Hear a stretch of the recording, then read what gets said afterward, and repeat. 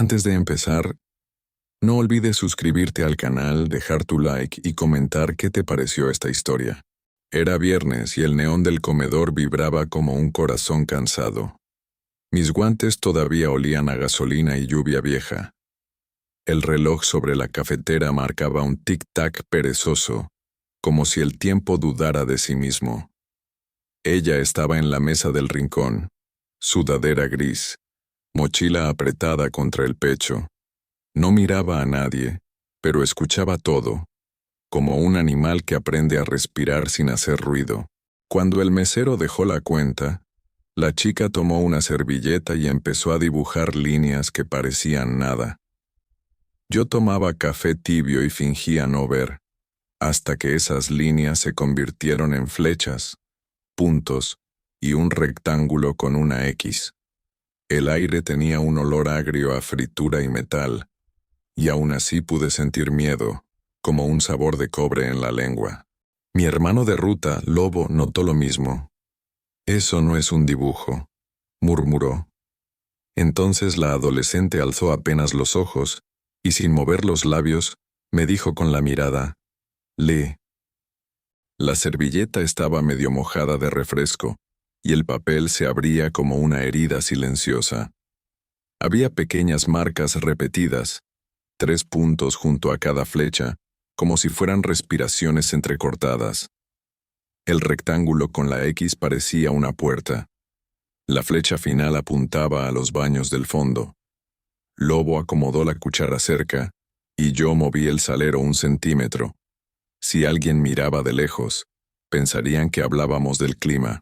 Ella dejó caer otro papelito, el sobrecito de azúcar, con 2 letras. AU. Afuera un camión pasó y el vidrio vibró, y por un instante todo se volvió borroso. Cuando enfocamos, la chica ya no estaba en la silla. Se levantaba hacia el pasillo como quien va a lavarse las manos. Mi pecho hizo un clic, ese chasquido que conozco desde otros tiempos, cuando uno elige meterse o mirar hacia otro lado. Miré a Lobo y asentí, despacio, como si fuera parte del menú. Nos levantamos también con el ruido grave de las botas masticando el suelo de linóleo. El pasillo olía a cloro, a agua estancada y a historias que nadie limpia. La luz parpadeaba en un zumbido eléctrico, como si estuviera nerviosa por nosotros.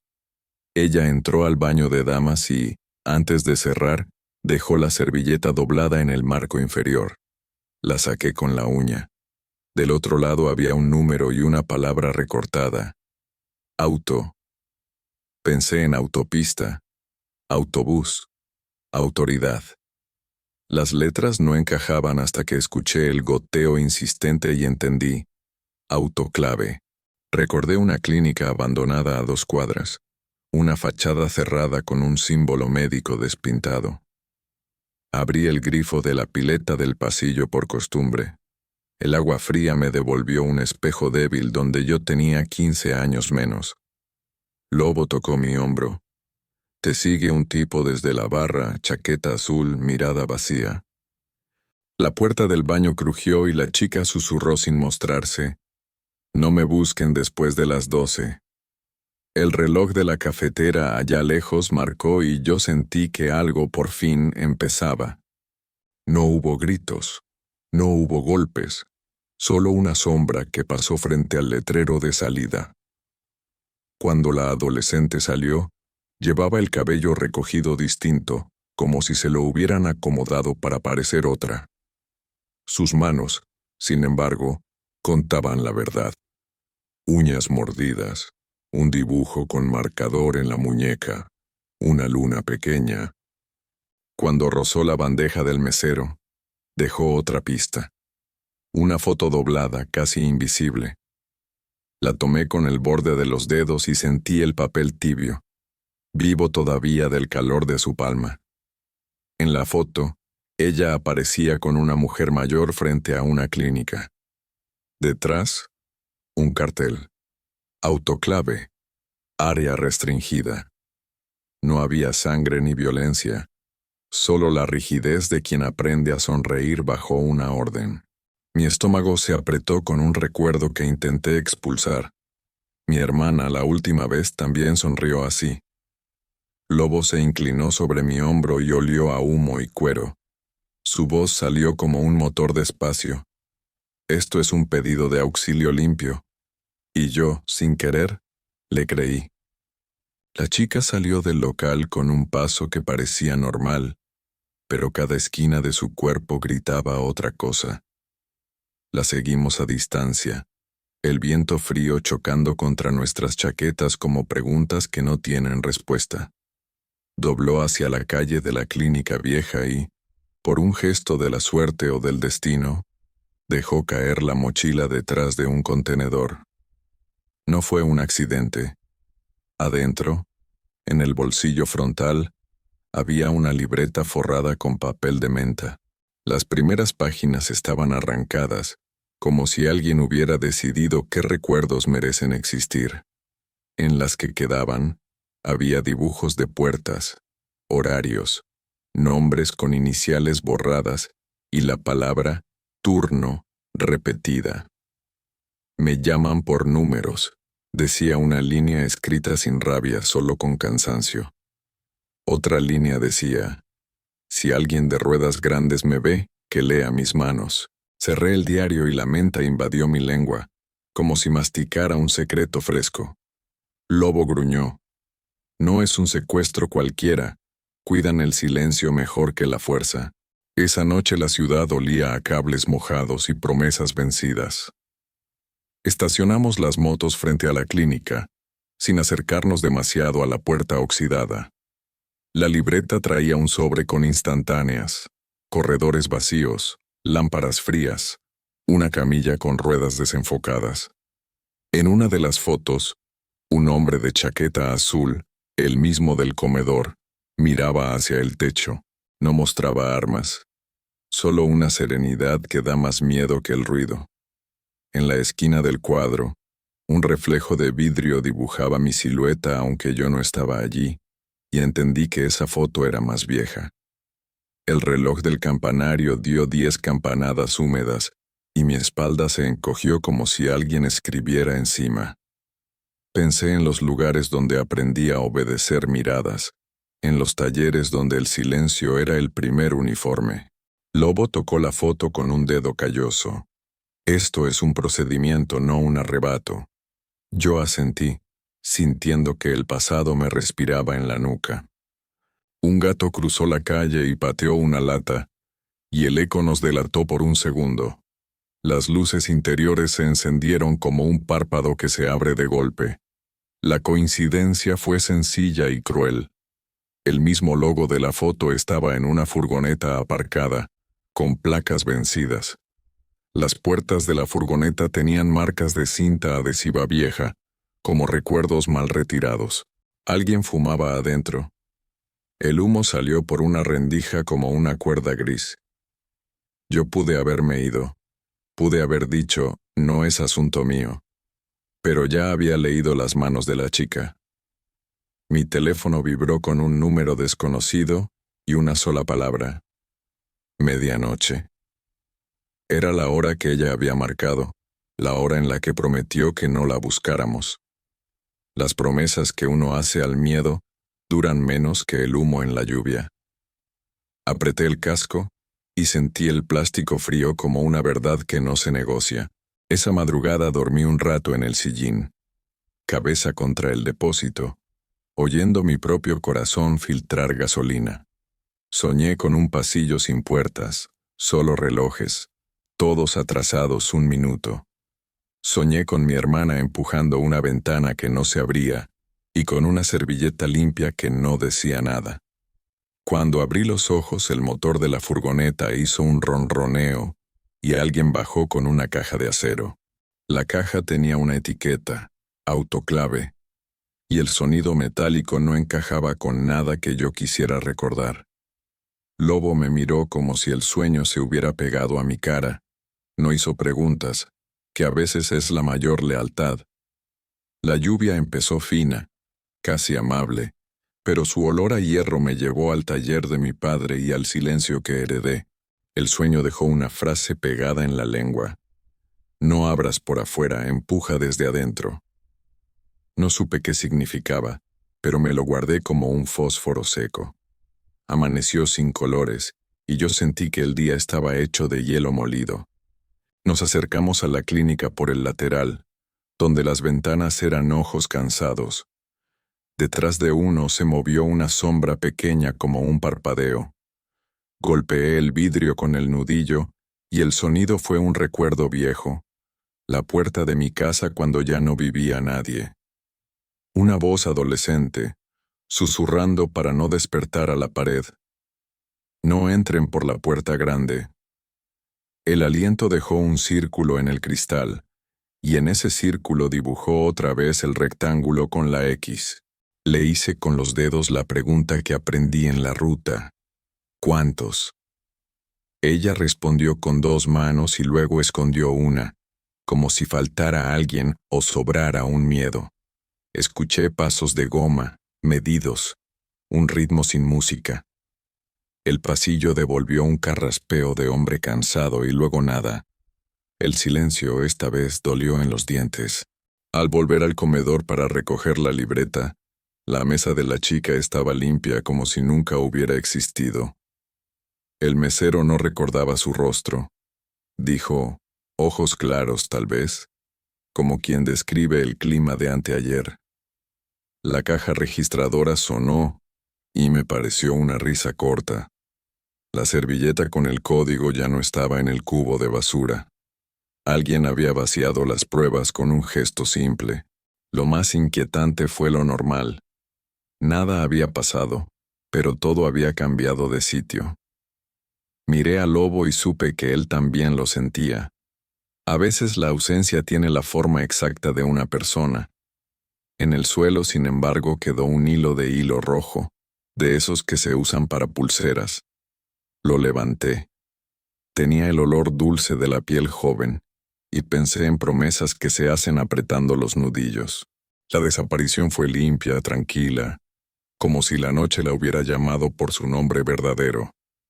Yo, que siempre llego tarde a mis propios aciertos, decidí no esperar otra medianoche. Rodeamos el edificio hasta un sótano con una reja torcida. Mi sueño volvió con la frase clavada: no abrir por afuera, empujar desde adentro. En el marco había una tarjeta metálica suelta. Al moverla, la reja se dio hacia adentro como una respiración. El aire del sótano subía húmedo, con ese olor a toallas eternas y lámparas gastadas. Los pasos del Lobo eran pesados pero pacientes, como de quien sabe bailar con pasillos. Encontramos un cuarto con casilleros, y en uno, el sobrecito de azúcar con AU. No era química, era aviso. Aún estoy aquí, aún respiro, aún espero. Mi pulso cambió de marcha y sentí la sangre caliente, sin prisa, como cuando uno sabe que todavía puede.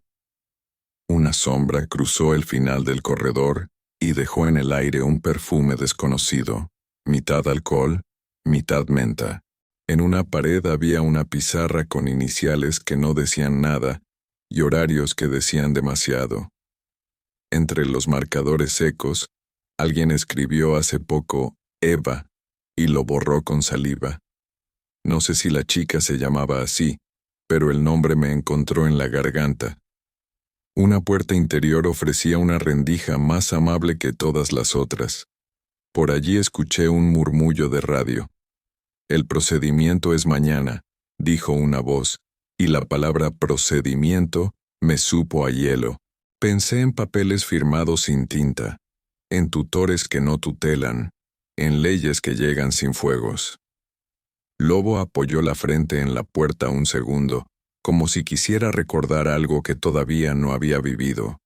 Yo apoyé la palma y noté una vibración baja, casi un ronroneo humano. No hay monstruos en los pasillos. Hay gente que aprendió a apagar sus reflejos. Y eso, créeme, pesa más. Volvimos al comedor con el pretexto de un sándwich y pedimos muchas servilletas. Cada una fue un mapa. Entradas, tiempos, puntos ciegos, ruidos que delatan, voces que alivian. El reloj marcó las 11 y el neón dejó de parpadear, como si nos diera permiso. Le pedí al mesero cinta transparente. Dijo que para qué, y yo dije para salvar el mantel. Con la cinta hicimos tiras finas y pegamos los mapas dentro de los puños de nuestras chaquetas. La lluvia afuera cambió de tono, de aguja a hilo, y quedé cosido a un impulso que no supe nombrar. Pensé en mi hermana otra vez, en su forma de esperar sin hacer ruido, en cómo la ciudad la olvidó con la rapidez del tráfico. No quería repetir ese guión. Lobo sonrió apenas, esa curva que solo muestra cuando decide ser buena persona. Si hablamos perdemos la suerte, dijo. Y yo callé. En el sótano, junto a la pizarra, había una viejísima cámara de seguridad que nadie miraba. El monitor mostraba una cinta de luz en blanco y negro, un pasillo que parecía soñarse a sí mismo. Entre sombras, la chica cruzó el cuadro apenas 3 segundos y dejó algo en el suelo. Corrimos hasta allí y encontramos un auricular barato con una nota. Mensaje 02. Lo puse y escuché su voz, bajita, sin lágrimas. Si alguien me vio en la cafetería, no me busque a medianoche. Búsqueme cuando el extractor del techo se apague. Se apaga cuando cambian el turno.